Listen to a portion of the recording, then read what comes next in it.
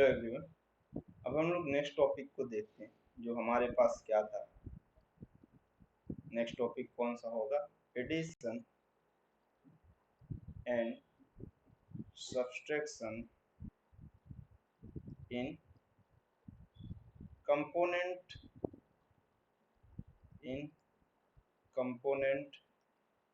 Form. ठीक, मतलब जैसे मुझे ये कहने के लिए आया कि एक वेक्टर है अपने पास, कौन सा? ए वेक्टर। एक वेक्टर कौन सा है? B vector. ये दोनों के सब्सट्रैक्शंस फाइंड करने हैं। A vector minus of B vector की वैल्यू बतानी है, जहां पे ए वेक्टर की वैल्यू जो है वो कौन सी हो मेरे पास? ए एक्स आई कैप प्लस बी वाई जे कैप प्लस सी जेड के कैप, इस तरह से हो। उसी तरह से, या फिर थोड़ा और इसको चेंजेस करते हैं,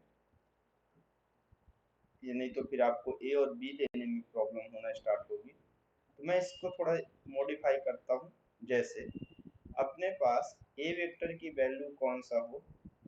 ए one I cap plus A two J cap plus A three K cap, इस तरह से हो। उसी तरह से बी वेक्टर की जो वैल्यू हो वो कौन सा हो? B one I cap plus O B two J cap plus O B three K cap, इस तरह का फॉर्मेट। अब अगर ये इस तरह का कुछ फॉर्मेट हो और मुझे ये बोला हो कि A vector minus of B vector चाहिए, या फिर ए वेक्टर प्लस ऑफ कौन सा बोला है? बी वेक्टर चाहिए, तो ये इस तरह के फॉर्मेट से पूछा है, तब की केसेस में आपको अगर ये सब्सट्रैक्शन या एडिशन चाहिए इसका, तो आप क्या करोगे? ए वेक्टर को बी वेक्टर से सब्सट्रैक्ट कर दोगे।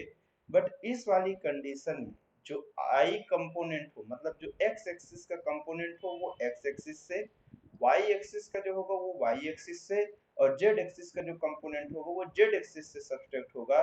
जैसे A one I cap minus of B one I cap, दूसरा plus of A two J cap minus of B two J cap plus A three K cap minus B three K cap, ऐसा।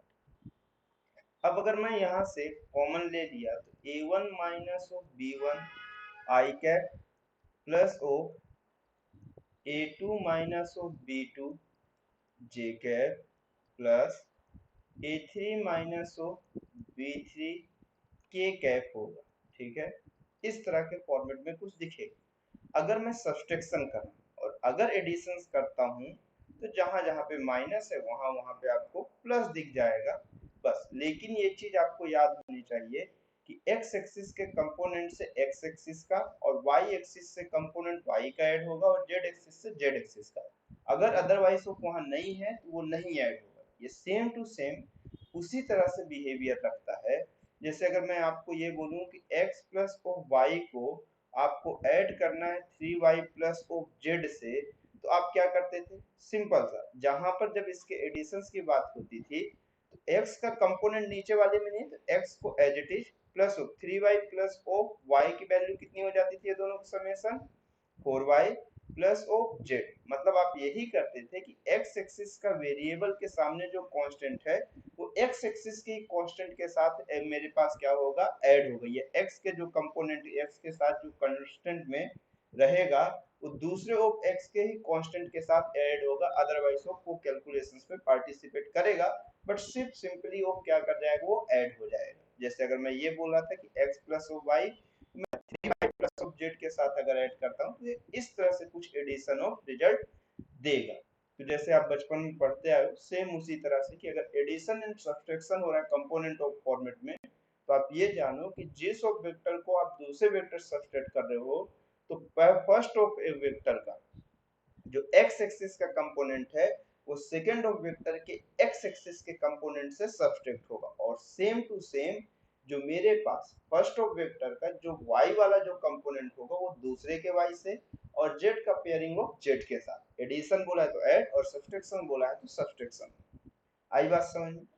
ठीक, थोड़ा और एक question को हम लोग update करते हैं, एक इससे रिलेटेड क्वेश्चन देखते हैं। जैसे मुझे यहाँ पे क्वेश्चन गिवन है कि एक कौन सा है 2a vector minus of 3b vector, कितना है 2a vector minus of 3b vector की वैल्यू बतानी है, जहां पे a वेक्टर की वैल्यू है i cap plus j cap minus 2k cap और b वेक्टर की वैल्यू है 2i minus j plus k cap.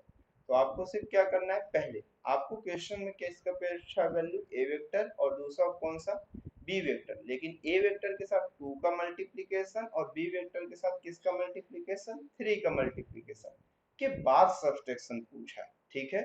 और 2 और 3 कैसी क्वांटिटी है, स्केलर क्वांटिटी है। तो अगर आप यहाँ से देखिए तो 2 ए वेक्टर की वैल्यू कितनी है, बस वैल्यू पुट कर दीजिए वहां, ठीक है, आई कैप प्लस जे कैप माइनस 2k कैप, ठीक। फिर उसके बाद माइनस करिए इसमें 3, बी वेक्टर की वैल्यू कितनी है 2i कैप माइनस जे कैप प्लस k कैप।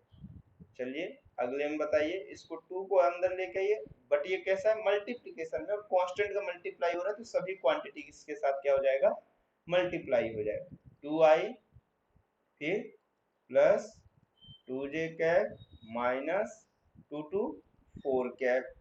अब यहाँ पे विथ सिंबल ऑफ -3 का मल्टीप्लिकेशन 2i से कितना हो जाएगा 6i cap minus minus plus 3j cap minus 3k cap, ठीक है।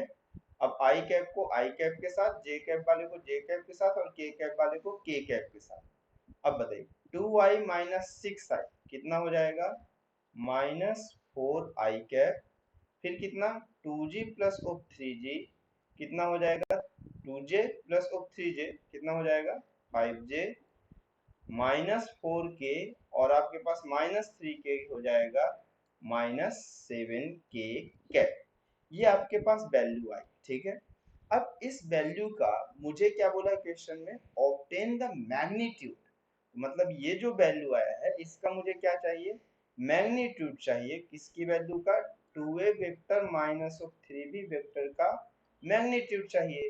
तो मैग्नीट्यूड में आपको सिंपली मालूम है कि x एक्सिस के कंपोनेंट का स्क्वायर, तो x एक्सिस के साथ जो मेरे पास वो कौन सा है वो -4 का स्क्वायर प्लस 5 का स्क्वायर -7 का स्क्वायर और ये बीच में सभी के स्क्वायर का x एक्सिस के जो कंपोनेंट है उसका जो कांस्टेंट है उसका स्क्वायर, फिर दूसरा y एक्सिस का, फिर z एक्सिस का स्क्वायर का मुझे क्या करना है स्क्वायर करना और उन सभी के इंडिविजुअल के स्क्वायर का समेशन का स्क्वायर रूट मुझे उसका मैग्नीट्यूड कहलाएगा, ठीक है। तो अब अगर इसके बाद वाले फॉर्मेट में देखें तो कितना होगा आपके पास, देखिए बताइए 4 का स्क्वायर 16, अगला 5 का 25 प्लस अगले वाले में कितना होगा 7 का 49, ठीक। और ये सभी के एडिशन आपके पास कितना होगा 16 प्लस ऑफ 25 5, देखिए 5 और 6 11 और 9 कितना हो जाएगा 20, 0 कैरी 2 2 3 एंड 3 एंड 4 7 और 2 9 स्क्वायर रूट 90 कितना हो गया स्क्वायर रूट ऑफ 90। ये मेरे पास क्या आ गया इसका आंसर आ गया, ठीक है यहाँ तक। अगर यहाँ तक आ गया अब इसके नेक्स्ट फॉर्मेट में देखते हैं, है ना, इसका एक आध और कोई क्वेश्चन है क्या।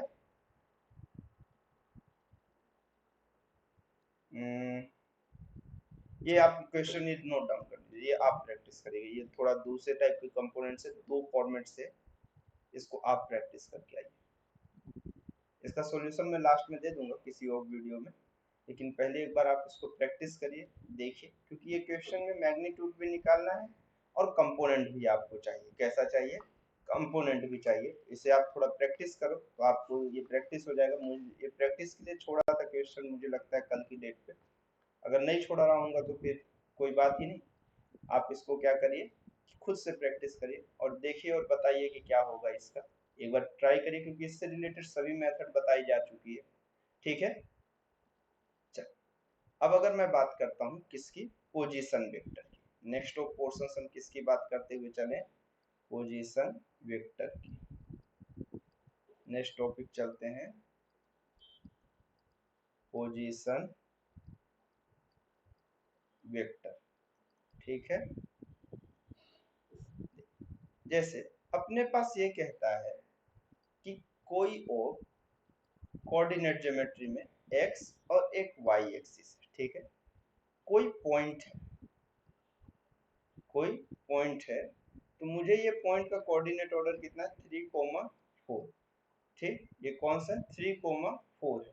तो ओरिजिन एक्सिस से मेरे पास ये origin of point, sorry origin of point से ये एक्स एक्सिस में कितनी डिस्टेंस पे है, 3 डिस्टेंस पे है। कितने पे है, 3 ऑफ में।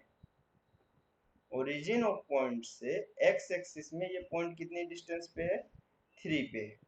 तो इसका कोऑर्डिनेट ऑर्डर 3,0।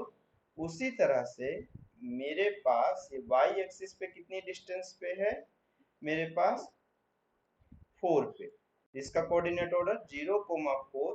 तो जब हम इसका ओरिजिन पॉइंट से जो पोजीशन निकालें, बट किसके फॉर्मेट में, एक्स एक्सिस और वाई एक्सिस के कंपोनेंट के फॉर्मेट में, इसकी वैल्यू होगी R vector is equal to 3i cap plus कौन सा हो जाएगा, 4j कैप। ये मुझे उसका पोजीशन बताएगा इस पॉइंट का एक्स एक्सिस और वाई एक्सिस में। और अगर मैं इसका मैग्नीट्यूड फाइंड कर लिया, ये मुझे क्या बताएगा, 3 का स्क्वायर प्लस 4 का स्क्वायर, ये मुझे आएगा 9 प्लस 4 16, और स्क्वायर रूट ऑफ 16 मतलब स्क्वायर रूट 16 प्लस ऑफ 9 की वैल्यू होती है 25, और स्क्वायर रूट 25 की वैल्यू आ जाएगी 5। तो ये जो मैग्नीट्यूड आएगा वो मुझे ये बताएगा कि ये पॉइंट ओरिजिन पॉइंट से कितनी डिस्टेंस पे है। और इसका जो मेरे पास पोजीशन ऑफ वेक्टर आएगा, ये जो इसकी ये मेरे पास आई कैप और जे कैप के फॉर्मेट में है, ये जो 3 है वो ये बताएगा कि ये एक्स एक्सिस से कितनी डिस्टेंस पे है, और जो जे कैप वाली वैल्यू रहेगी वो ये बताएगा कि वाई एक्सिस से कितनी डिस्टेंस पे है, ठीक है। ये इस तरह के ऑफ फॉर्मेट्स में आपको आंसर बताएगा, ठीक।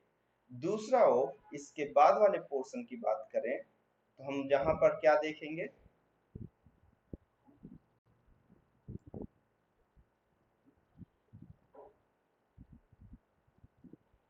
किसकी बात करें अब, नेक्स्ट,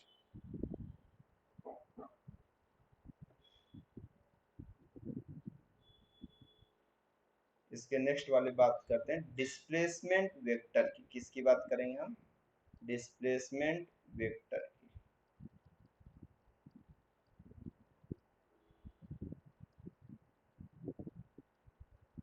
ओहो,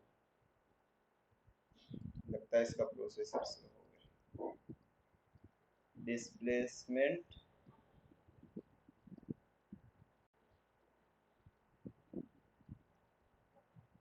डिस्प्लेसमेंट वेक्टर की बात करेंगे। किसकी बात करेंगे, डिस्प्लेसमेंट वेक्टर, ठीक है। जैसे मेरे पास क्वेश्चन ये आया कि एक एक्स एक्सिस है और ये कौन सा एक्सिस है, वाई एक्सिस। एक ऑब्जेक्ट ओरिजिन पॉइंट से कितनी ऑफ डिस्टेंस पे है, r1 ऑफ वेक्टर पे है, जिसका कोऑर्डिनेट ऑर्डर एजम्पशंस करते हैं हम लोग, कितना हुआ, x1 कोमा y1 हुआ। एक दूसरा ऑब्जेक्ट है जो कि ओरिजिन पॉइंट से कितनी डिस्टेंस पे है, r2 डिस्टेंस पे है, ठीक। मतलब इसका कोऑर्डिनेट ऑर्डर कौन सा हुआ, x2 ऑफ y2। मतलब एक ऑब्जेक्ट था जो पोजीशन ऑफ ए से मूव करके कहा चला गया, बी पोजीशन पे। जहां पे जब वो ए पोजीशन में था तो ओरिजिन पॉइंट से जो उसका डिस्टेंस था वो 0,0 से कितना डिस्टेंस था, r1 ऑफ वेक्टर की डिस्टेंस पे था, या फिर उसका पोजीशन वेक्टर था x1, y1। उसी तरह से वो पॉइंट ए से मूव करके कहां तक चला गया, बी पॉइंट तक। जब उसका मेरे पास डिस्टेंस ओरिजिन पॉइंट से कितना हो गया है, r2 हो गया है, और उसका कोऑर्डिनेट ऑर्डर x2, y2 हो गया, तो मुझे अगर ये बताना हो कि ये डिस्प्लेसमेंट ऑब्जेक्ट का कितना हुआ, तो आप सिंपल सा एक काम करोगे कि r1 वेक्टर की वैल्यू यहाँ पर आपके पास कितनी निकल के आई है, x1 i cap plus o y1 j cap. उसी तरह से R2 वेक्टर की जो वैल्यू निकल के आएगी वो कितनी होगी आपके पास x2 i cap plus of y2 j cap. तो आपके पास जो ये डिस्प्लेसमेंट ऑफ है ये तो मेरे पास कितना हुआ है, देखिए अगर इस डिस्प्लेसमेंट की बात करिए तो इसमें वेक्टर ऑफ एडिशन लॉ से देखिए ये R1 है, ये कौन सा, इस R की वैल्यू आपको चाहिए। अगर इस R की वैल्यू कहां से कहां की डायरेक्शन में जा रहा है, A टू B की डायरेक्शन में जा रहा है, तो ये R2 1 हो जाएगा जिसकी वैल्यू को आप कितना लिख सकते हो, R2 vector minus of R1 vector लिख सकते हो। ठीक, सेकेंड से फर्स्ट की डायरेक्शन पे जा रहा होगा, सॉरी मतलब फर्स्ट से सेकेंड की डायरेक्शन में जा रहा है। ये R21 वेक्टर की वैल्यू कितनी हो गई, R2 R2 vector minus R1। तो आपको सिर्फ क्या करना है, इस वाले फॉर्मेट से इसको सब्सट्रैक्ट करना है, x वाले कंपोनेंट को x से, y वाले कंपोनेंट को y से। तो जो आपके पास वैल्यू आएगी वो मेरे पास कौन सी आ जाएगी, r वेक्टर आ जाएगी। तो ये कितना हुआ, x2 minus of x1 i cap plus of y2 minus of y1 j cap. इस तरह का फॉर्मेट से मुझे जो मिलेगा वो डायरेक्टली उसके डिस्प्लेसमेंट को मिलेगा। तो मुझे कुछ नहीं करना है आज के बाद, सिर्फ और सिर्फ क्या करना है, अगर मुझे डिस्प्लेसमेंट ऑफ की वैल्यू बोल रहा है तो आपको क्या करना है, जो भी मेरे पास फाइनल पोजीशन पे कोऑर्डिनेट ऑर्डर या x या y की वैल्यू होगी उसको इनिशियल ऑफ पॉइंट वाले से सब्सट्रैक्ट करना है। अगर 3D में बात हो गई यही, तो आप कैसे निकालोगे इस 3D की वैल्यू को, कितना, x2 माइनस ऑफ x1, ठीक, ये मेरे पास मैग्नीट्यूड फाइंड करते हैं, ठीक है, का square plus of 3D geometry में y2 माइनस ऑफ y1 का square plus z2 minus z1 का स्क्वायर। ठीक, या इसी चीज को अगर आपको ये डिस्प्लेसमेंट वेक्टर 3D ज्योमेट्री में लिखना हो तो आप लिख सकते हो x2 minus of x1 i cap plus y2 minus of y1 j cap plus z2 minus of z1 k cap. इस वाले फॉर्मेट से आप लिख सकते हो डिस्प्लेसमेंट वेक्टर जो भी कोऑर्डिनेट ऑर्डर हो आपके फाइनल ऑफ पोजीशन का x y और z, उसको मेरे पास कैसा इनिशियल ऑफ पॉइंट के x y और z से क्या कर दीजिए, सब्ट्रैक्ट कर दीजिए। तो आपको मेरे पास उसका डिस्प्लेसमेंट वेक्टर आ जाएगा। और अगर उस डिस्प्लेसमेंट का मैग्नीट्यूड चाहिए तो आप उसका क्या फाइंड कर दीजिए, मॉडुलस फाइंड कर दीजिए। एक सिंपल से ये फॉर्मेट होता है जो लगभग लगभग सभी को बनना चाहिए। अगर आप मान के चलिए कभी मैथमेटिक्स को पढ़ें तो वहां पे ये डिस्टेंस के फॉर्मूला में आता है, 2 पॉइंट्स के बीच का डिस्टेंस अगर फाइंड करना हो तो आप इस फॉर्मूले का यूज करते हैं, इस वाले का, ठीक है। ये सेम टू सेम उसी तरह से कोई नया formula. Okay, thanks for watching.